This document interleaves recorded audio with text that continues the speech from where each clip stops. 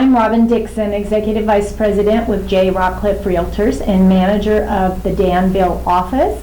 I'm here today with Lisa Doyle, who not only is a great agent, but she and her team do an awful lot of business in Danville and Alamo and all the surrounding areas. And I wanted to take a minute to ask Lisa about her take on the market. And Lisa, here we are, we're almost at the end of October, and you know, it always signals a bit of a change in the marketplace, but what do you see happening out there? That's a good question. I think a lot of people are asking that right now. You know, I think that the little bit of change that we've seen in the last few months, and in our area, it's been a pretty actually significant change. It feels like it's more market than it is seasonal.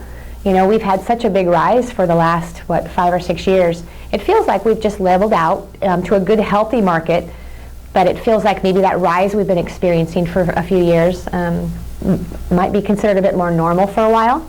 You know, normal in my book is homes take a little more work to sell. You know, maybe they're on the market a little bit longer. You know, so yeah. So and I think what advice are you giving your sellers who, you know, in my experience, they are always the last to come around to pricing and pricing accurately. Right, and looking at the market. It's hard. It's hard when you've been on a rise like we have, and you've seen your neighbor's home selling, you know, 100,000 over asking and 50,000 over asking with 10 or 15 offers. It is hard to accept change. I think it takes a little time for everyone to feel comfortable with the fact that we've normalized. And the biggest thing I think that people need to understand is this is really very normal. You know, that selling a home with 10 offers in 2 days is a little bit abnormal. And it caused our market, of course, to rise and recover. And I think we're back up to where we were at the peak market, and in some areas we're above the peak. So I think it's just that we've normalized. So to answer your question, how do we help the homeowners to understand? I think a lot of it is just look at your neighborhood competition closer. You know, it doesn't necessarily matter so much about what happened 4 or 5 months ago as what's happening right now. You know, look closely at your competition, because, you know, if the competition is higher, it means that, you know, values have to be a little more stable. And we never know when we're heading down from the top until we've already reached the top, right? Exactly. And it's a tough thing. You know, we have cycles in our market all the time. And so most people say, okay, is this little change that we're seeing, is this just a cycle because it's the time of year? Or is this something that we can expect to endure next year?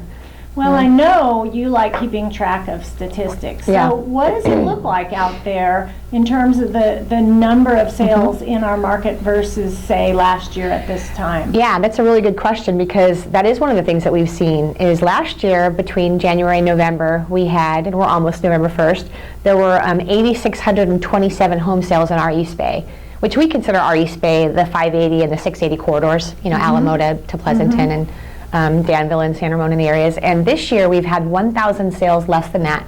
So just over 7,600 sales in that same area for the entire 10 months.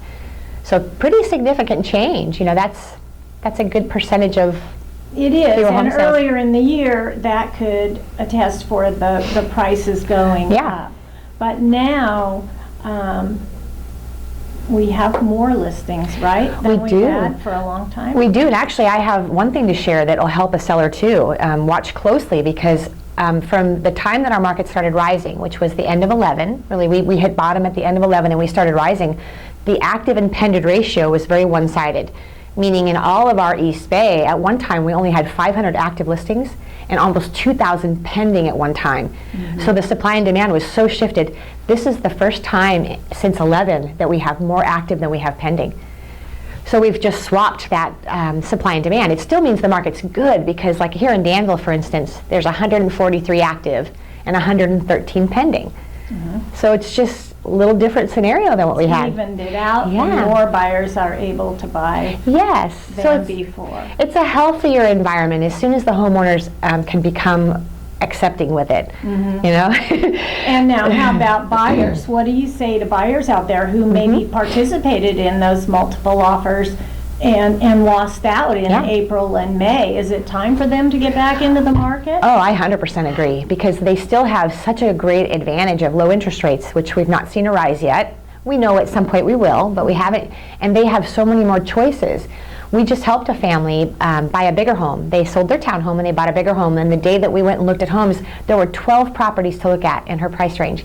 That hasn't happened to me since, I can't even remember. Usually there'd be one, okay, there's one house, so there was 12 homes, and for her it was such a wonderful choices. She got to take her time a little bit. It's a wonderful time for buyers, Yeah, you can choose, you can take your time a little bit. There's not quite that frenzy, and yet you still have wonderful interest rates and, an opportunity to get in the market that you didn't have a few months ago or 6 months ago, whatever. Right. So back to a seller who wants to list their home for sale. In a really, really fast market, we have all different types of agents that sort of appear out of nowhere. Perhaps they don't have the experience level. Perhaps they may discount fees. Perhaps they're coming from way out of the area. Because maybe you could say that if you stick a sign in the ground, the house would sell, right? But what happens when the market shifts and the listings are staying on longer? We have a lot of agents in this valley who claim to be number one. Right. And you guys don't do that. So tell us a little bit about your strategy. Yeah, well, that's a good question, actually. People say to us all the time, they receive marketing pieces on a daily basis where there's 20 people claiming to be number one, and I think that the consumer has gotten a little bit tired of that. We've always been of the same mindset, but I think it's gotten worse in our area. We've always come from a place that we want our clients to think that they're the most important focus. We want them to know that we're not worried about our placement. We're not worried about us being the big shot or whatever. We want to make them feel like our focus is 100% on them. So, even when we are number one in the entire county, we have in this company in the office for a long time, but countywide, whenever that happens, my philosophy will always still be that they're number one. So, we strongly believe that that's such an important thing for people to know. Very, very important thing to know. Yeah, exactly. Our philosophy is client first in all cases. Whether it's the smallest insignificant detail or if it's a big thing, they're always going to be first. Which is also the way J. Rockcliff thinks. 100%. 100%. We're here for a reason. So it's still a good time to list your house, even though the holidays are coming? Oh, 100%. This is one of my favorite times of year. And last year, and the year before, our last quarter was for us the most productive. We feel like it's a time where, even though inventory's been up, you're still going to have less inventory now. And I think buyers feel like this is a great time to jump in before rates rise. A lot of motivation right now with the buyers because we know rates are going to rise next year. We just don't know exactly when and how much. So I think they're feeling a little bit of excitement about more inventory, plus excitement about still rates. And so as a seller, it's a great time to still sell your home. You have holiday times, people are happy and their smells are good, and and you may not have 100 buyers come to your home, but you get the ones that are most motivated. So I love this time of year. Yeah. Absolutely. Yeah. Well, Lisa, it's been great talking with you today. Thank you. And thanks for everything you do for your clients. Thank you so much, and thank you. J. Rockcliff, we wouldn't, we couldn't imagine being anywhere else. We've worked with the company for 20 years, and best company in town, and we'll be here another 20. So. Thank you. Thank you so much. We'll see you later. Bye. Thanks.